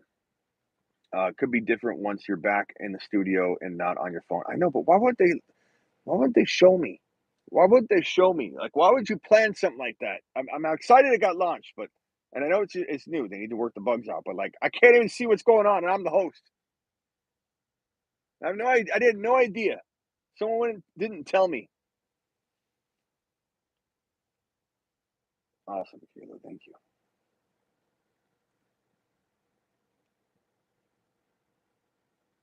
That's great, and that gives more people the opportunity to get into the exclusive membership area when we do it. Emojis galore. Appreciate that. YouTube needs to take a lap, and if I can track who's gifted the most or something, then I can do like an emoji button for. We can make Kayla a button. You know, like I'll just have to see how it looks when we get back, so I can even look at see how it what it looks like. But like Kayla's opening the door to another emoji. Maybe we put Kayla, but what would you like, Kayla, for your button? Do you want your name on it? Once we get enough spots opened up, I'll get you one. Or do you want like something that signifies something you like or a player or whatever? Like you tell me. Adams to the moon. I don't know, Honcho. I mean, literally goes into a worse situation. So I mean, I don't know that we're putting him on a shuttle. Adams traded to a little bit. I mean, even if you like Carr, he's a lesser quarterback. Okay, let's not get all Tua. Let's not get all Tua about David or Derek Carr right now. I don't know. Adams traded to a lesser situation. Let's put him on a shuttle. You know what I mean? Like, I don't know if I'm going to do that. Kick after JD. That's up to Kayla if she wants that. I don't. If she wants that on the button, bro. I don't know. Probably got to throw you some more money for that. We'll message you. No, reunited with his college quarterback from Fresno State. I know, Brian, but I mean, it's a lesser situation, man. There's no way Adams is getting more volume. I don't think. Okay, we'll do a shirt, Kayla.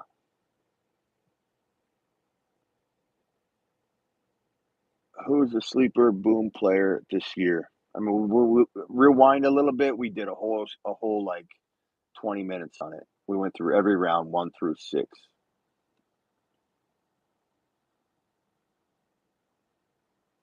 Jocelyn and Mark need one. Yeah, I'm gonna try and I want to make them a button.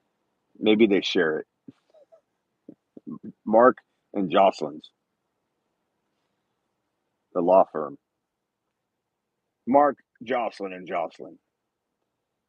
Super chatters at law. Yeah, DM me if you could, Kayla. Thank you. Look what Burrow did with Chase.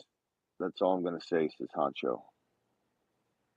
Oh, because they played together in college. Yeah, I mean, I'm not saying I don't like Adams, bro. I'm just saying like he got traded to a lesser situation for sure. Whether it's a little bit lesser, we'll find out. But like, so I'm just not ready to throw him on a shuttle. Like, like he just moved to a lesser, you know, environment. It's like put him on the shuttle. Like that's all I'm saying. I'm not saying he can't have a good year. I'm just saying, what are your top three must-haves? We did that too, but I would say in general, it's Burrow in round 6, it's Hall in round 4, it's ETN in round 4, and if you have to take either ETN or both ETN and Breece Hall in round 3, late round 3, it's still Hall and ETN, baby. Those are my 3 favorite players right now. You probably will pick in the cup tomorrow. Yeah, I've got mine queue up. I mean, I messed up on my queue, my pre-rank before, but it's okay. I still like my team, but I've got it queued for the next 2 picks, and I auto drafted or auto pre-ranked my Scott Fishbowl team too, and I did pretty. I'm doing pretty good in that team, in that league. Scott Fishbowl, you got to go quarterback early. You got to go double quarterback. It's the scoring's weird. It's 6 points for a TD pass, super flex, and all other touchdowns for running backs, wide receivers are 5 points. So I drafted Fantasy Dog says stop. Oh my, Smitty, stop. It's Scott Fishbowl on MFL. Yeah. What do I stop about Fantasy Dog? What do I need to stop about? But anyway, in Scott Fishbowl, I had the 12 pick. I took Aaron Rodgers and Jalen Hurts as my first 2 picks. And quarterbacks get absorbed in the entire first 2 rounds. Trey was already gone. Trey Lance was gone before pick 12. Or no, he was gone. Yeah, I think he might have been.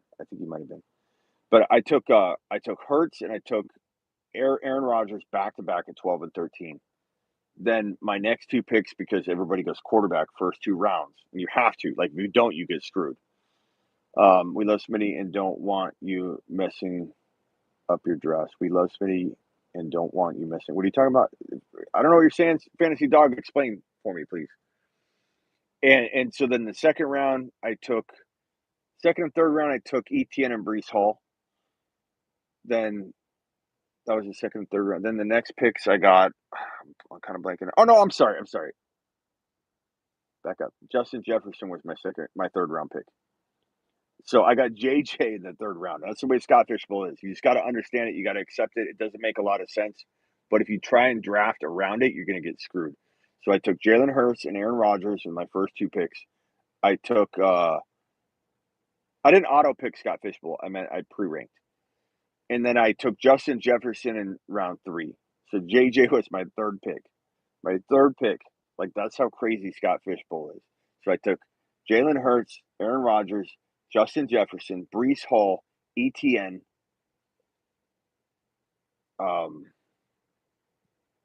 It's tight end premium as well.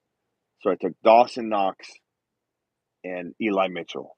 And you can start 3 to 6 running backs, 3 to 7 running backs, 3 to 6 wide receivers. So I'm loaded. I got a really good team. I mean, to have Breece Hall, ETN, and Eli Mitchell at running back, and then to have JJ and then those 2 quarterbacks is a pretty good team in that format. Javonte, Breece, ETN for a T-shirt, Matt said.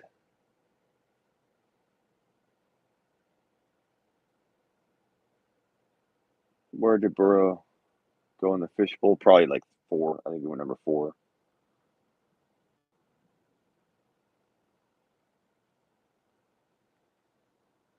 CEH. I like CEH at the right value. Great. You busted them up, dog. Thank you. I think our team's pretty good. A lot of people make the mistake of not going quarterback. They can't swallow the fact that if you take it was hard for me to take Aaron Rodgers and Jalen Hurts at 12 and 13. It was hard to do. I almost didn't do it. But if I didn't, I'd have Trevor Lawrence and Zach Wilson as my quarterbacks, and I just didn't want to do that. And on top of that, I still got JJ. You know what I mean? Like I would have taken JJ would have been the one I took up at 12 or 13, you know, and I passed on him and I still got him. So it's like I would have taken JJ and Trevor Lawrence, because I would have needed a quarterback. And instead I got Hurts and Aaron Rodgers and still got JJ. So you have to be really careful in Scott Fishbowl if you play in it, not to like think it's going to be normal. It's not. It's crazy. It's crazy draft. It's crazy drafting. All right, guys, I'm out of here. I appreciate every one of you. I appreciate Kayla. I appreciate every single person. Ron Navy in the house, all the super chatters, everybody that's dropped all the super chats, everybody that supports the channel, all the new people that now get to be a part of the exclusive YouTube membership. Appreciate that. It's 3 a.m. here. I'm going to my graveyard bunk, says Ron. Ron, I appreciate you. Blackbeard later. Fantasy Dog Kayla. Everybody. Brian. 14 team PPR. I'm in a 14 team full PPR league as opposed to a 12. Any advice? I mean, best player available, man. Best player available. Thank you, Avatar. Thank you, Jacob. Thank you, Ricky. God, we got nothing but exclusive YouTube members in here right now. Thanks to Kayla and everybody jumping on this train. Our YouTube exclusive member chat is going to be fine. It's probably going to go as fast as the normal one, but we're doing it. We're doing it live. Taking the channel to the top. Let's go. Fantasy Dog, appreciate you. Frake, appreciate you. Frake. Ron Navy, thank you, Melissa. Aloha. Are you near Waikiki or where are you at in Hawaii? Are you in Hawaii or are you just saying aloha? Smitty almost died in Hawaii. Good fantasy football fan. Later, Frake. Does anybody remember my Hawaii story? Anybody here from Hawaii? Anybody here know about the Moke Islands? The Mokes? Good night, fantasy football fan. Bye, everybody. Thank you, Kayla. Appreciate you.